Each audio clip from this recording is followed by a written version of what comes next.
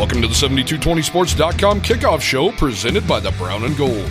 This show is also sponsored in part by Dickey's Barbecue Pit, YO Lotto, Papa Murphy's Pizza, Rocky Mountain Shirtworks, and Lovejoy's Bar and Grill. With Cowboy football, I know it was asked many times, even last summer, Coach, are you going to retire? Are you going to retire?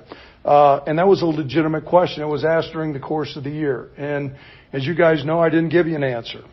As I began to look at this team, I look at where we're at, I think we're in a really good place. I mean, a really good place.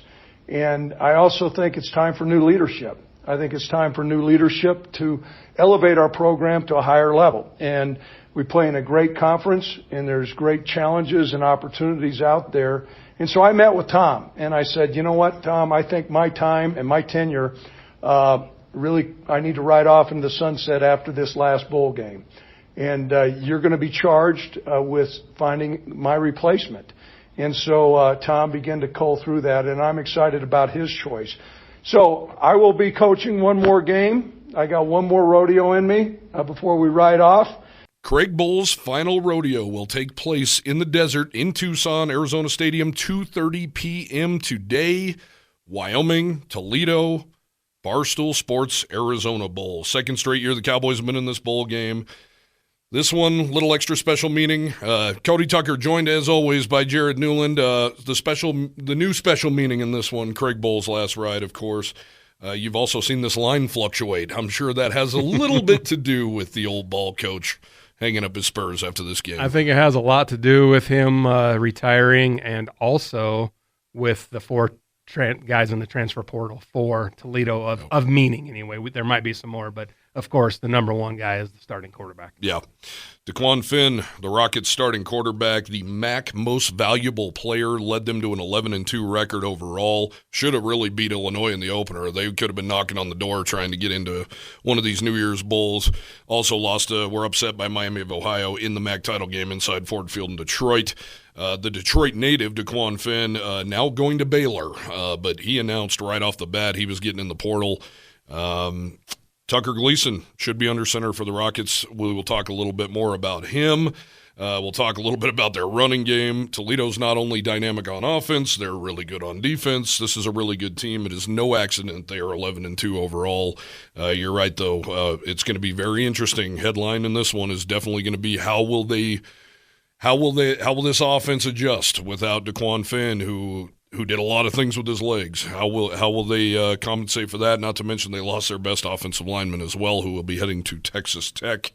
Who was a left tackle. Yeah. Pretty important position there. So we'll get into the Rockets, of course. We'll talk about this season, kind of wrap up a little bit. This is our last kickoff show of the year. Always happy to have this extra one. I love being in a bowl game. Nice little bonus, isn't it? Yeah, not bad. But we got to start with Craig Bohl. 10 years on the sidelines in Laramie. Depends if you're a glass half full kind of guy or a glass half empty kind of guy. I think how you look at Craig Bohl's legacy in Laramie. He is a self-admitted glass half empty guy. But I choose to be the other one, especially talking about Craig. You know, you can look at that. You know, he can with a win over Toledo today, he can be over 500. Big deal. We've talked about it till we're blue in the face, how those first 2 years were him completely rebuilding a program, and the 6 wins prove that. He implemented a run-first offense. That is not what he stepped into in Laramie. He stepped into skinny offensive linemen with big splits and throwing the ball all over the yard. Brett Smith breaking damn near every record in the record book. And turn that into a smash mouth. We'll get you need an inch in the snow, you're getting an inch in the snow kind of football team. Cowboy tough, as they all like to call it. Craig Bohl really steadied the ship. And I think he's left it in really good hands. He's left it in a really good spot. And he's probably also left it a good time. Definitely. And when you look at his record, like you said, he's 500. We'll see today if he's one over or one under. But what he's done for Wyoming football, the stability of it, the continuity of it's a winning program overall. I mean, when you take out those 2 years, 6 and 18, first 2 years of the program, he's turned them into a consistent bowl contender and a consistent bowl team. And, you know, they competed for the Mountain West Championship one time when you look back, you probably think there's chances of 2 others Yeah. that really loom large. It really kind of make everybody mad, to be honest with you, because they were there. And this is actually a year that was one of them as well. That, when you look at the Mountain West was somewhat down. Boise State did show in the end that they were the team to be reckoned with. But there was a lot of ups and downs with damn near every team in this league this year. Yeah. And it was there for the taking. It really was. To me, that'll be my biggest takeaway from 2023. Whatever changed at Air Force, the fake punt, that changed everything in that game at Air Force. And to see that Wyoming probably chipped away at them a little bit to where they faded down the stretch. But, man, that one hurt, not to mention that exact night driving home from Colorado Springs. CSU pulls off the miracle of all miracles and beats Boise State, and you're thinking to yourself, man, the Cowboys would be feeling really good right now if they would have won that game at Air Force. Then you have the no-show at Boise State. That was painful. I still don't – I'm interested in talking to some guys after the season off the record and saying, all right, now you can tell me what the hell happened there. Yeah, what really was going on that week. That was brutal. And of then, non-preparation. Right, yeah, and coming off a bye week. Yeah, and then the UNLV, just the punch in the mouth they took at the beginning, and they tried to battle back, and then just the interception before half just really buried them. So that's the glass half empty for me because, we can talk about how they beat Texas Tech, and I know people point to Texas Tech and say they didn't turn out to be as good as they thought they were going to be. Well, maybe Wyoming had something to do with that. We saw that with Missouri. Wyoming punched Missouri in the face, and then they went on and lost to Vanderbilt the next week. And Texas Tech did lose their starting quarterback. Yeah, they sure did. Yeah, and there was some other issues that went on there as well, or factors, Yeah. And but they battled back. They got into a bowl game as well. Yeah. Well, we'll talk about Penny Boone a little bit later. He's Toledo's gigantic running back, and I asked defensive coordinator, soon-to-be head coach Jay Savell, what his thoughts were and if he could compare that kid to anybody the Cowboys have faced. He said Taj Brooks from Texas Tech. Wyoming held him to 39 yards on 11 carries. However, he eclipsed a 1,500-yard rushing mark this year. He rushed for more than 100 yards in 9 games, and then the other ones that he didn't were 98 yards, 95 yards, 94 yards. He's a special back. So he went for 1,261 in 11 games. Yes. Yeah, really good player. Really good player. Yeah. So the Texas Tech win was great. The miracle against App State. App State ended up being a pretty damn good team. The way they performed at Texas, I know some people out there are like, I'm tired of hearing about the moral victory, but that was a moral victory we're taking, folks. That team's in the Final Four right now. They are a really good program, and they're peaking. So really good outing there, and with your backup quarterback, Evan Svoboda. So, when it comes to Craig, I'm going to think about on the good side, he dominated the border war. He killed it in the Colorado State series. He has shown that, every year CSU wins the offseason and you come out of recruiting day and signing day with CSU atop the standings with all these shiny 3- and 4-star guys, and then they consistently lose to Wyoming. However, on the flip side, Craig Bohl, aside from one time, just could not solve Boise State. And we thought they were close, and they were getting closer, and the score was showing it was getting closer, and then this year happened. Whatever happened, happened. But he gave Air Force fits. He took care of Colorado State. I think you can also look back and say the Cowboys lost so many games they probably shouldn't have lost. I think back to that massacre in Albuquerque back in 2016. Well, several games against New Mexico. New Mexico, yes, exactly. And then, 75-72 or whatever it was in triple overtime at UNLV. And that's the team that made it to the Mountain West Championship game. Hawaii in 2022. Hawaii, yes. I mean, there's just some absolute head-scratchers. That 4-game losing streak in 2021 where, not scoring against Fresno State in 2 straight years. There are some absolute head-scratchers, but the consistency, I guess, was the maddening part. And then also, he's the longest tenured head coach in Wyoming history, but you look back and there's nothing in the trophy case as far as, there's bowl trophies, of course, and there's bronze boots and Jim Bridger's rifle and the Paniolo trophy, but he never got the main one that we've all coveted since 1993, which was a shared title. It's hard to think about. So it's back to 1988 for an outright title. 1988. And they would take a shared title in a heartbeat right now. But you hope, Jay Savell, of course, the new coach, new head coach, defensive coordinator, Tom Berman, promoted him. You hope he's the one who's going to get him over this hump here. And I know the players love him. I get asked this all the time, Jared. You probably do too. How's this Savell guy going to be? How's he going to do? Anybody who tells you would be lying through their teeth, because we just don't know. He's never been a head coach at any level. But what we do know is the players love him and they respect him. And I think we're seeing that in the transfer portal right now. The Cowboys have 6 absolute non-factors in the transfer portal right now. And that's unheard of in today's age. Yeah. And will there be some more after the game today? Of course there will be. Yeah. There'll be some guys that are probably way down on the depth chart and things like that, and maybe some walk-ons who still have to declare for the portal and things like that. But there's not going to be any players of importance, put it that way. They're all important, but too deep guys. And there might even be a couple of guys who announced they're coming back, who said that they were going to be out leaving. So we'll go from there. And they just signed a 26-player class last week. They got a lot of guys coming in. They got a lot of youth. And Frank Crum put it perfectly. A lot of guys aren't leaving this team because, A, they love Jay Savell, but B, there's a ton of starting spots open right now. There's a lot of winning. There's a lot of guys who can step in right now and make their case to be a starter next year. Yeah, and the biggest, in my opinion, is the offensive line and at wide receiver. Yeah. A lot of open spots in those 2 positions, in those 2 position rooms that need to be addressed pretty quickly during spring ball. Yeah, and I think this Alex Kahn guy, he's a guy who started his career in Nebraska, won a national title last year at Iowa Western.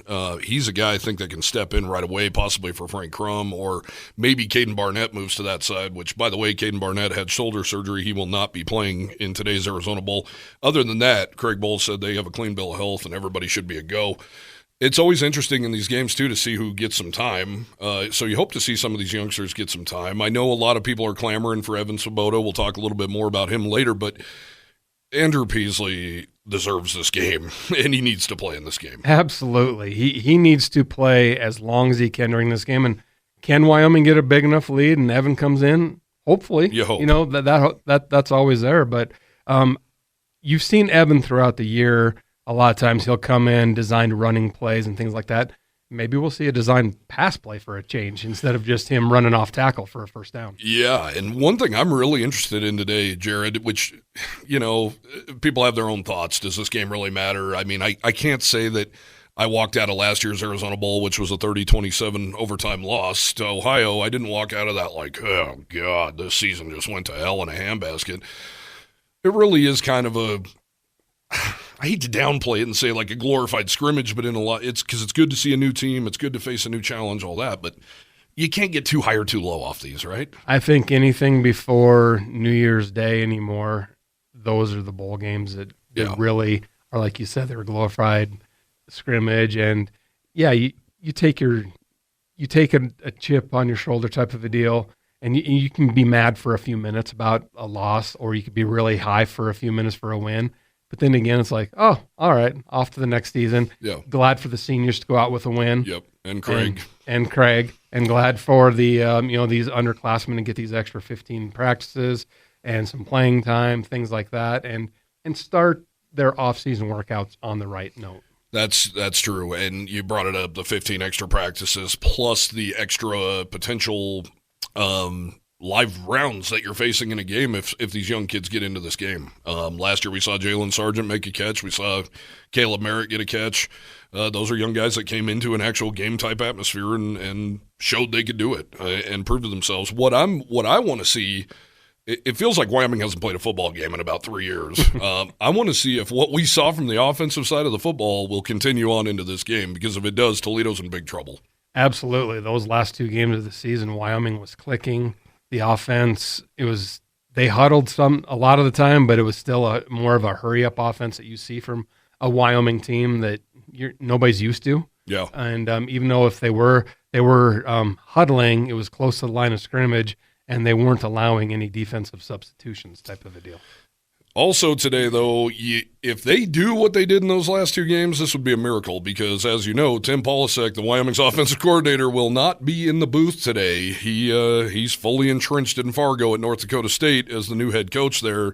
We don't know who's calling the plays. We'll be able to ask Craig that, but I don't know if they're going to show their hand. They wouldn't even let us know who was going to be the running back last year in this game. So it'll be interesting to see who's calling the plays and kind of what we're going to see. You got a whopping 5 minutes the other day at practice. Didn't get much. Whoa, hey, wait a minute, guys. Yeah.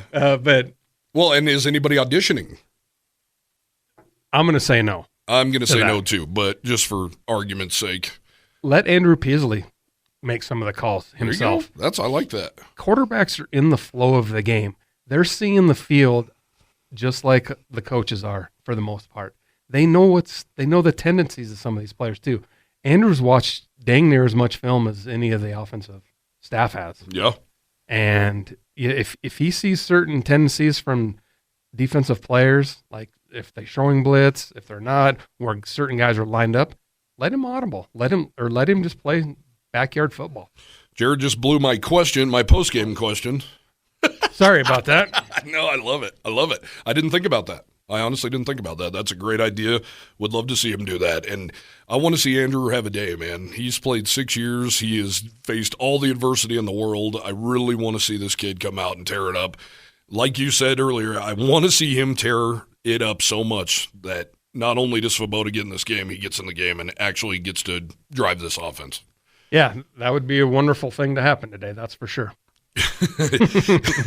There's going to be a lot of changes. There already has been a lot of changes, but after this game, I can't help but look past this game a little bit, Jared, because there's going to be a lot of changes, man. Jay Sauvel's the new head coach. Aaron Bohl is the new defensive coordinator. He's never been a DC. Sauvel's never been a head coach.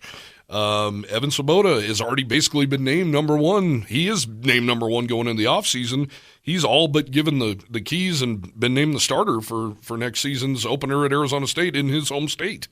You're going to have a new OC, which that hire is not expected till early January. You're going to have a new safeties coach. Andrew Peasley's playing his last game, Cole Goodbow, Easton Gibbs, Frank Crum, and a whole host of other guys. They're never going to play in this uniform again. So once that clock strikes all zeros, Wyoming football is going to look a little different. And, oh, by the way, in Jay Sauvel's contract, it doesn't start till January 1st. So for one day, there's not going to be a head coach at the University of Wyoming. So be on the lookout in Tucson. You might see some kids out there having too much fun. Well, a lot of the times that they will fly back, the charter will come back after the game today, and a limited number of players will be on that flight. Yeah. Because the only ones that are going to be on there are the ones with vehicles sitting at the high altitude center in Laramie. Yeah. The other ones will fly directly home to finish out their holiday break. And their families are all in Tucson anyway. Exactly. So I will say, as a fan, went to the Las Vegas Bowl in 2004, went to an adult establishment, we'll say, after the game. You? 18 and up. Oh, okay. Almost the entire Wyoming roster was in there after they beat UCLA. And that was just a dream come true for a young punk like me because I was like, oh, my God, all the Wyoming players are in here. They're having fun, man. They're off the clock. It was good to see. You don't get to see that part of these guys sometimes. And that's 19 years ago when that happened.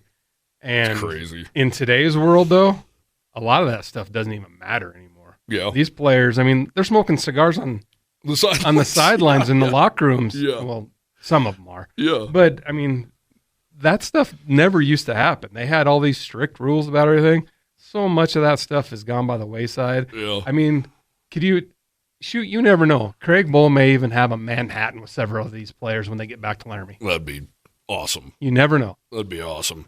Think they'd carry him off the field? You think he'd even allow that to happen if they win this game? Yes, I think they do. I think they should.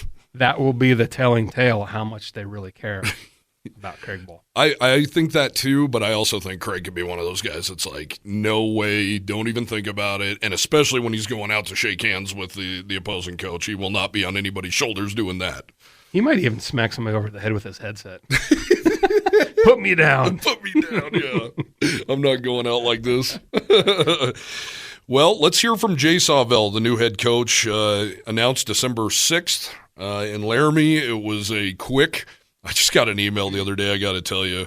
A fan was not happy with the way Wyoming handled this and said it looked cookie cutter and it was not professional, and he can't believe how quickly they shoved a 10-year guy out the door and just hired some guy from within and didn't shoot off fireworks and didn't have the band and the cheerleaders and all that stuff.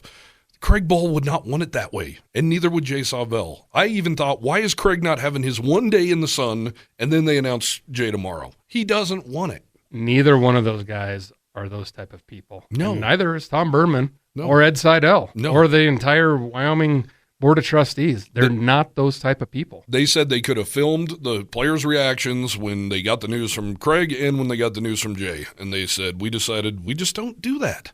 And I know Craig, for one, has told me he hates seeing those videos. He thinks they're fake. I disagree wholeheartedly, and I love watching those videos. But I get where he's coming from. I do to a certain extent, but you're right about we do probably need to see more of those type of videos from the department, because we all talk about what kind of exposure the Barstool Sports does for this Arizona Bowl that none of the other bowls do on social media. Yeah. Wyoming gets so much more out of this social media-wise, and that's just another conduit to it, is doing those type of videos for when somebody's awarded a scholarship or whatever else there may be. Yep, absolutely. Let's hear from the new head man, Jay Sawvell. So I'm very blessed that in a first-time head coaching job that I'm not coming into a situation where I have to replace an entire department or replace entire areas within the department. I know what everybody's about in this building, and they're about the right things. They're about the players. And, you know, the second message I gave to the players today, and it's the message that's going to be, you know, as we go forward on everything. There's two goals. You're going to get your degree. We're going to win a Mountain West championship. And if it doesn't work toward those two goals, we're not doing it. And that's the goal. That's the bottom line to it. And Coach has ran, I told him yesterday, it was like a 4x4 relay, right? He ran the first 3 laps of it, and he's handing me a baton with a couple hundred meters to go. Everything's in place for us to take steps and have great success and continue to build on what's here. And now we've got to do that. And that's the challenge I have. That's the goal I have. That's why I'm so excited to be here doing this. And I couldn't be more thankful for this opportunity. I've embraced Wyoming. I love Wyoming. If I didn't love Wyoming, I wouldn't have a kid that's going to school here. And I'm so excited. I cannot wait. But when all this is done today, I'm actually still going to go look forward to just going upstairs, putting some sweats on, and being the defensive coordinator for the next few weeks so we can send Coach Bohl out the right way and get a win in this last game and cap off a really good season. That's Jay Sawvell, who will be taking the reins January 1st, taking over for Craig Bohl, who's been here for 10 years, the longest tenured head coach in Wyoming football history. We're going to take a quick break here. On the flip side, we'll talk about Tucker Gleason, the new quarterback for the Toledo Rockets, their unbelievable running back Penny Boone, how good they are on both sides of the ball. Tough task ahead today for the Wyoming Cowboys here in Tucson. This first segment of the 7220sports.com kickoff show is presented in part by Wyo Lotto. When the Pokes win, you win too. Learn more at wyolotto.com.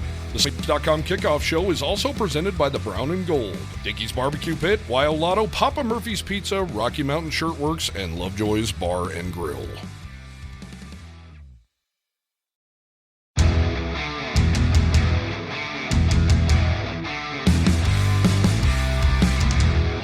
Welcome back to the 7220sports.com kickoff show, presented in part by Wyo Lotto. When the Pokes win, you win too. Learn more at wyolotto.com. Quarterback that we're expecting to play, he was a lot better than what we were hoping that he would be. Yeah. You know, he throws the ball in good rhythm. He throws it in good timing. There were times that the one that is leaving there held the ball a long time and relied on his athleticism and stuff like that. I think they can be much more in rhythm as an offense and do those things. He's got a good arm. That was Wyoming defensive coordinator Jay Sawvel on Toledo quarterback Tucker Gleason. It doesn't sound like he sucks, which is unfortunate for the Wyoming Cowboys, Jared Newland. That is kind of funny how they worded it. I wish he would have been a little bit worse. Yeah, he's not bad. But they were going to get a good quarterback regardless, apparently. Yeah. So it's okay that Wyoming's facing another tough quarterback going into this game today.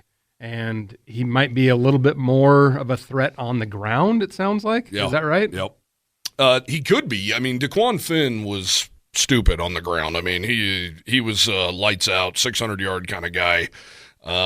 Tucker Gleason, though, he ran for 100 yards in a game last year, threw for 3 touchdowns, and ran for 2 more in that same game.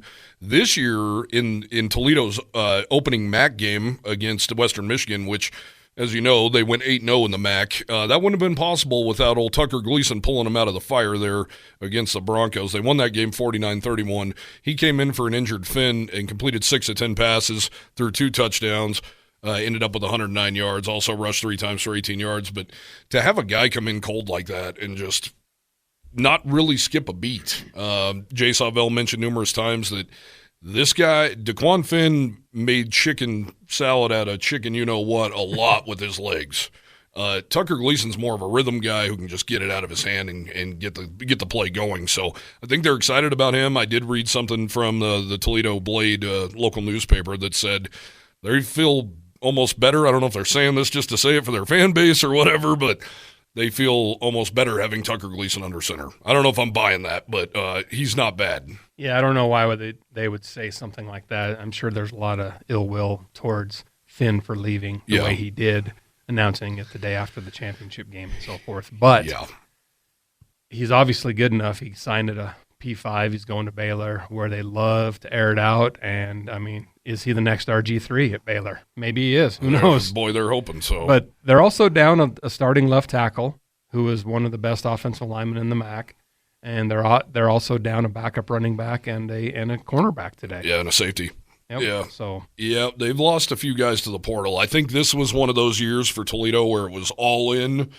And if we don't end up winning it and getting into a New Year's Bowl, I think they knew the band would probably break up a little bit. But I did say backup running back because their starter, Penny Boone, is 6'1", 242, and he's rushed for over 1,400 yards. He's really good. Only at 7.2 a clip. Yeah, only 7.2 a clip. Talked to Wyatt Eckler about him, and he said, man, he is an absolute load. We talked about it in the first segment. Jay Sawvel compared him to Taj Brooks from Texas Tech. When you look at Penny, who he is he's a transfer as well, which you're going to hear a million times on the broadcast tomorrow or today is you're going to hear about all these guys who transferred from all over planet Earth. He came from Maryland. He's also a Detroit native.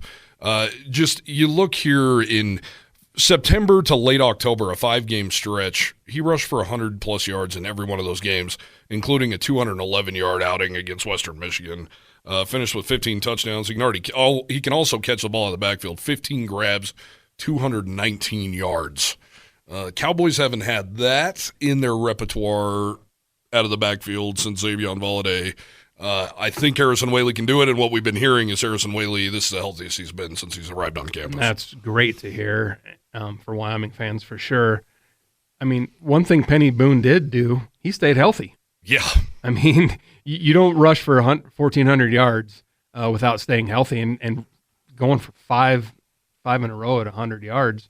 If just think back if our guy could do that, Yeah. I mean, because he not healthy for a lot of the season, and it's great to hear that he is at 100% and the healthiest he's been all year because Wyoming's going to need that because they don't have a lot of backups. Yeah, no doubt about it. However, even I asked Gordy Haug, the running back coach and executive director of recruiting for Wyoming last week on signing day, they didn't have one signed running back all day. They ended up getting a preferred walk-on out of the Kansas City area, but they are really comfortable with a healthy Harrison Whaley. Don't blame them at all. And a healthy DeWine McNeely. That could be a really good 1-2 punch. They also still really like Jamari Farrell, and they really like Sam Scott. So we'll see. I'm just shocked. They always load up at running back. It's a very odd thing to say because neither McNeely or Whaley have proven they can stay healthy. very true. Well, and if you recall, this time last year, it was who the hell is going to play running back? Titus Swin was obviously dismissed from the team. DeWine McNeely was too banged up to play. L.J. Richardson's plane from Omaha got delayed, so he missed practice. They didn't let him play. They had to bring over a linebacker, and they had no guys with any experience. They had to bring in Jordan Vaughn, who is now at Abilene Christian. They had to bring him in. I believe he started the game. And they had him and basically the linebacker, Sam Scott. that was pretty much it. Who has proven he can be a pretty good running back. Yeah. 48 attempts for 237. Saw what he did against 2 Texas TDs. Tech. Yep. Yeah. So yeah, and of course you remember Joey Brash, who was supposed to be penciled in as the starter for that game. He also entered the transfer portal and has since landed nowhere and is not on a roster. Penny Boone kid, though, man, he's the real deal. Just looking at these numbers, it's real. What pops out to me is it's hard to believe in the opener at Illinois, they only lost that game 30-28, and as you saw, Illinois did not have a very good season. He only carried the ball 9 times for 29 yards in that game. You've got to feed that guy way more than that, and it's really kind of shocking to see. But then the next week, it was more out of necessity. They didn't need him. They beat Texas Southern 71-3. He only carried the ball 6 times for 39 yards, but he did score 3 touchdowns on those 6 carries. They didn't really need him in that one, so I think that was more of a don't get hurt. Then he just went on a absolute 5-game tear, and then closed the regular season with a 131-yard performance against Bowling Green, and then backed that up with a 186-yard performance against Central Michigan. However, the championship game against Miami of Ohio, it kind of tells the tale. 11 carries, 41 yards. And that's what I'm wondering if Wyoming's going to be looking at a lot of game film from that championship game. Yeah. Or has looked at a lot of game film because they got stumped there. Yeah. And if they win that game, they're in a New Year's Day game. Yeah. That's all there is to it. Yeah. So. And Pitney Boone, a Detroit guy, DeQuan Finn, a Detroit guy, you think they would have had extra motivation to go into Ford Field? Maybe they were down the street at one of those establishments you were talking the about. Greek casinos, maybe in Greektown. Yeah, this team is really good. You have a lot of the numbers here, but back to Tucker Gleason here for a second. You guys probably remember a guy named C.J. Harris took the reins last year for Ohio, their backup quarterback in this game. He threw for 2 touchdowns, including one of the prettiest passes I've ever seen to the tight end right over the top of Chase Uianoa to win that game. I happened to be about 2 feet away from that catch. It was just perfection. He looked very comfortable, and Wyoming made him look very comfortable a lot of that game, but on the flip side, Wyoming didn't have a lot of cornerbacks either. They didn't have any running backs in that game. They certainly didn't have any corners. Deron Harrell playing very injured. Ja'Cory Hawkins playing hurt.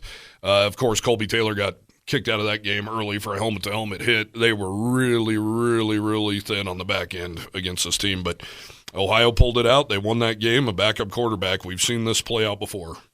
Yeah, and he's had 30-plus days to prepare. Yeah. Or right around that. And anyway. Tucker's played 15 games. He's appeared in 15 games, and he originally came from Georgia Tech. So I mean, he was a guy. He was a guy for sure. He's obviously a very smart kid. Yeah, he started his career at Georgia Tech, so yep. He's going to know the playbook, and he's not going to make very many mistakes. Put it that way. And as a whole, Toledo is a very balanced team. They average 202 on the ground and 223 through the air. Mm-hmm. Will that change today? Will it be somewhat unbalanced because of the change at quarterback? We'll see. But they are a very, very strong team in both sides of the ball. Yeah, ranked 33rd overall in total offense, 426 yards per game. They're 11th in the FBS in rushing. And then you look, when I'm looking through these numbers, I'm thinking, okay, where are their warts? Let's go to the defensive side of the ball. They're even better. 29th overall in the country in total defense. Yeah, they only give up 147 on the ground and 182 through the air, which kind of, that's about what Wyoming averages anyway. Yeah. So it's playing right into that hand. But yeah, overall, 330 a game. That's crazy in today's age. Yeah, no doubt. And they're also 23rd in the country on third down offense, third down efficiency. So they stay on the field. I did find a couple awards. They're one of the most penalized teams in the country. And I know Wyoming seemed to draw a lot of penalties this year, didn't they? And they're still ranked in the top 10 of least penalized teams in the country. Sometimes when Wyoming makes those penalties, they aren't accepted. Yeah. which, doesn't go into the stat book then because you're like, oh, no, not again, that yellow hanky. Well, that one's declined. Well, thank goodness. Yeah. Type of deal. But a lot then of again, 5-yarders too. But they still have made some really bad mistakes at inopportune times. Yeah. And hopefully that's a clean slate today. Yeah, putting them behind the chains. A lot of jumps on first down that really put them behind the chains immediately. And I don't know. This is maybe the old fan coming out at me, but you might remember that Boise State game. They have an 11-yard gain on first down. Gets called back on a hold, and it was all downhill from there.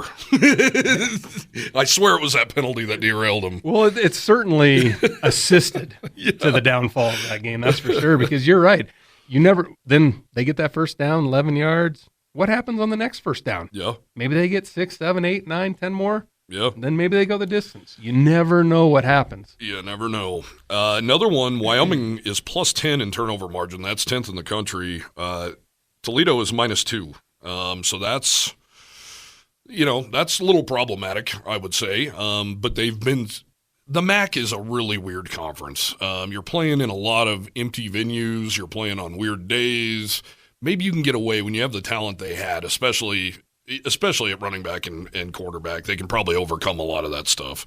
But, yeah, they are minus 2 in that regard. But then you go down, you look at sacks. They have 36 sacks in their 13 games. That's 17th in the country.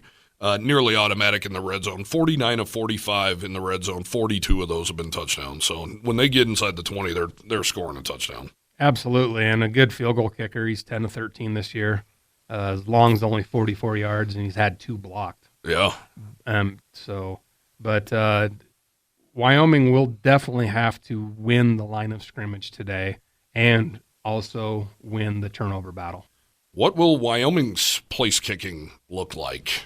I knew you were going to bring that up. Man, it's been a rough second half for John Hoyland. And you know what? Both times we've made these predictions and stuff like that, I'm going to go out on a limb and saying he gets back on the right track today and is perfect in field goals. If it's 1 of 1 or if it's 4 of 4. Send all hate mail to Jared Newland. At 7220sports.com. Actually, somebody was so pissed off at us they called. I still have that voicemail.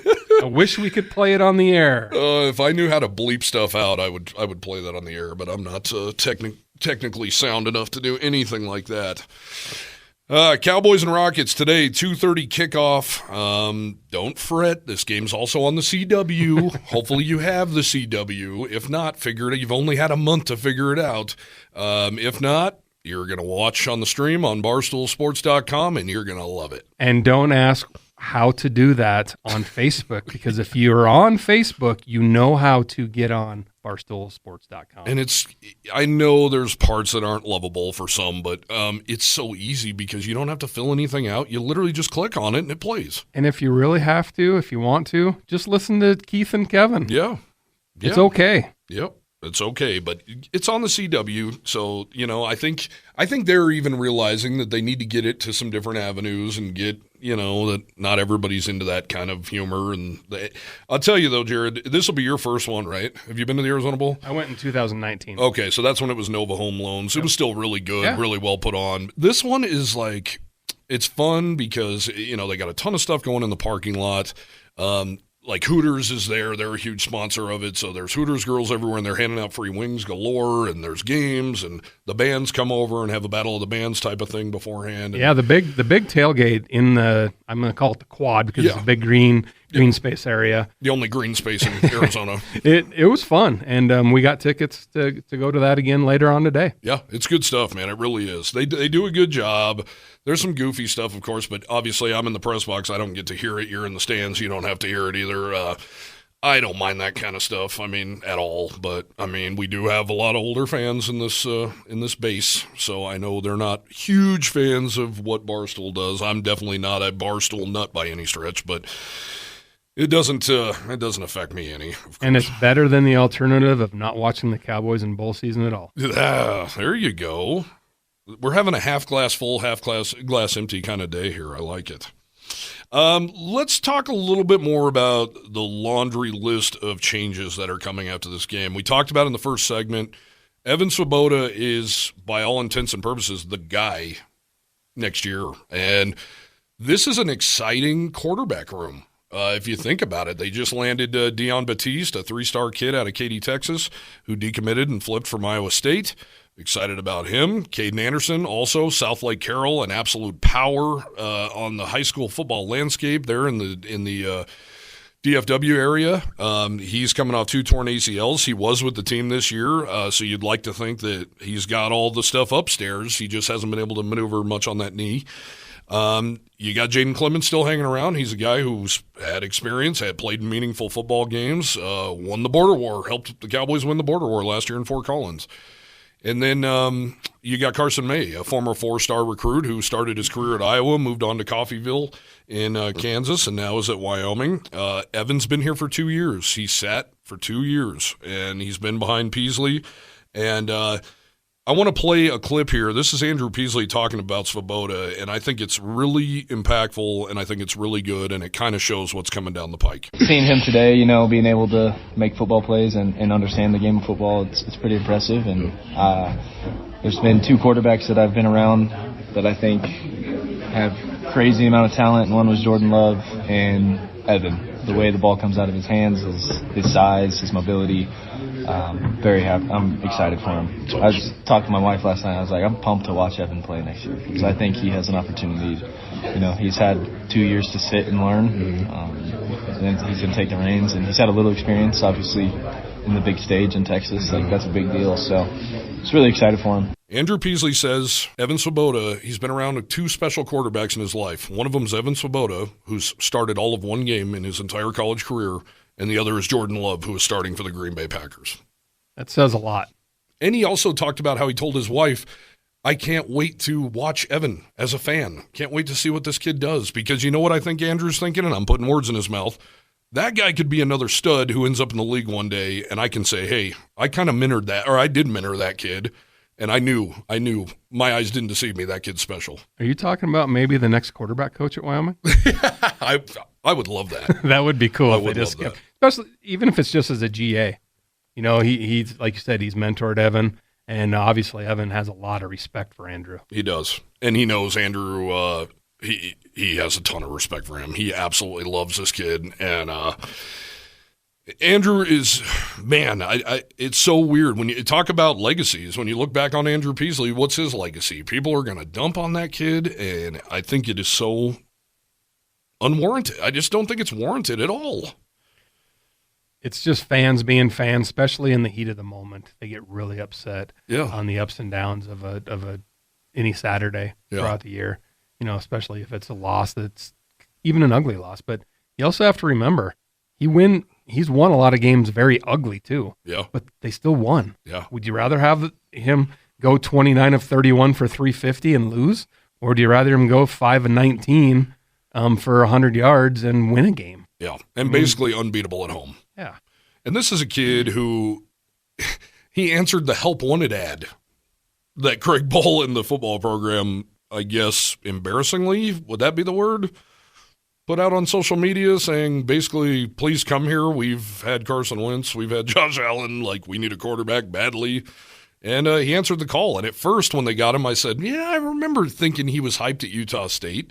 I hate having anything from Utah be at Wyoming is my second thought. He's Oregonian. Yeah. Oh, yeah. He's not a Utah guy at all. But that was my first initial thoughts. And I remember it never seemed like he could break the lineup. And then when he did, he would get injured. But he had a lot of upside. I do remember that. And I've enjoyed the hell out of covering Andrew Peasley. I think he's accountable. He's wise beyond his years. He doesn't make excuses. The coaches were the ones making excuses for him last year. They were just like, man, this is a hard offense to learn. And he has never played with a tight end, and he's never huddled. He's never been under center. That's one phrase I hope I don't hear anymore. This is a hard offense to learn. I know. Hopefully those days are retiring too. Close that book and that chapter. I'm with you. Here's Evan Svoboda. I talked to him last week. He had just talked to Jay Sawvell. Jay told him, here's the keys, don't crash the car. However, the best player is going to play. Absolutely. I mean, it gives me all the confidence in the world, especially to go start in Austin. Moving, after that game, moving forward, it's everything in me. I was like, I went in there, I played against the number 4 team in the country at the time. I did, fairly well. It's, that's moving forward. You're just like, what can you not do? Like, you just got to keep playing and have fun. So. How could you not have a boatload of confidence like Evan Svoboda when you walk into Austin, Texas, in that atmosphere with 110,000 people breathing down your neck? And what even made it better for him is that Whaley goes 70 or 69 yards or whatever it was on that first drive of the game and scores a touchdown. Yeah, that huge. Just lifted a huge weight off of his shoulder. And for 3 quarters, he was dang near flawless. Yeah, and I think that throw at the end, it was pick 6. I think he was just forcing it, and we could all feel it in the building. The tide had turned. And he had a touchdown taken away on the last drive of the game as well. True, yeah. He had a touchdown to Welch, I believe. I believe it was, yes. Yeah, had that taken off. So, honestly, Evan has still not thrown a touchdown pass. He did run for one against Hawaii in the home finale, but I'm really excited about this kid. I really am. And I know some fans are saying, why the hell would you name a guy right now and all that? He's been here for 2 years, man. We said it last week on the podcast. It might help him that maybe they know him a lot better than any of us do, folks. Yeah. And maybe it's going to let him go into the offseason saying, you know what, this is mine to lose. Yeah. And maybe he's better taking the lead on something like this than actually fighting for something. Yep. I like it. I like it a lot. I do too. I love it. Wyoming and Toledo, 2:30 kickoff. Wyoming a 3-point favorite in this game, Jared. We're running out of time here. What do you foresee happening today? I think you're going to see a lot of points today. I say Wyoming 33, Toledo 24, and it might even be more high scoring than that.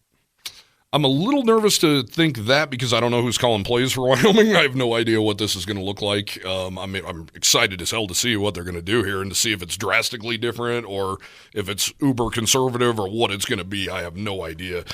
I don't know what's going to happen, but I've had this daydream for the last month that Craig Bohl is going to get carried out of Arizona Stadium. I really feel like that's going to happen. He's going to get a Gatorade shower and he's going to get carried out. And he has really fought his emotions throughout this thing. And when you ask him about his own personal stuff, he shifts it right to the team or starts going on a tangent about the state of college football. I think we get to see Craig Bohl's true emotions today after this one. I agree. And if he is wearing his white Wyoming script jacket, make sure the Gatorade is clear or it's water. Because don't stain that thing. He has the only one in existence. Jared, thanks for a great year. It's been awesome. It's been fun. We'll do it again next year. This has been the 7220sports.com kickoff show presented by the Brown and Gold. The show is also sponsored in part by Dickey's Barbecue Pit, YO Lotto, Papa Murphy's Pizza, Rocky Mountain Shirtworks, and Lovejoy's Bar and Grill. Thank you for joining us. For Jared Newland, I'm Cody Tucker. Stay tuned for Wyoming football next, right here on KOWB.